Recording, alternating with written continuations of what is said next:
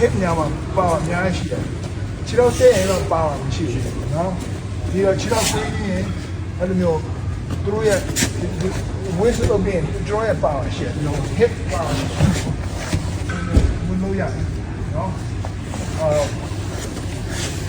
အဲ့ဒီဟာကိုကျွန်တော်နားလဲရတယ်နော်ခြေတော့တဲ့ထားရင်တော့ပါမရှိဘူးခြေတော့ကိုွေးထားရင်တော့ပါရှိတယ် and you have power there right of course you're going to pull your leg and it's going to be very not easy right so one more time so we're here wizard okay he's going to be looking to pull you back you're going to have to control the wrist to control that man and I feel you know doing that you want no here you get back up you fight the hand and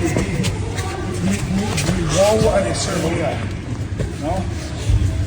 so he now the chain မှာတငယ်ချင်းကြောင်းအဲ့လိုလုပ်မနော်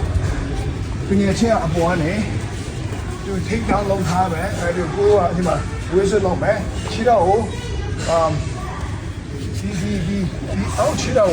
အပြင်မှာမထားနဲ့နော်အပြင်မှာထားရင်သူဆွဲလို့ရတယ်ဒီကောင်သူ lift it up ဆွဲလို့ရတယ်အဲ့ဆိုမကောင်းနော်ဒီခြေကိုအောက်ခြေကိုရှေ့ခြေရဲ့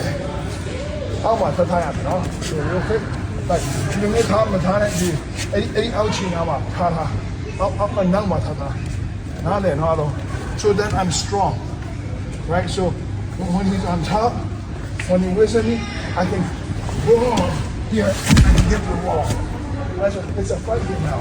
I use the wall here I pose here and then I can hit the wall you know make sense အားလုံးနားတယ်နော်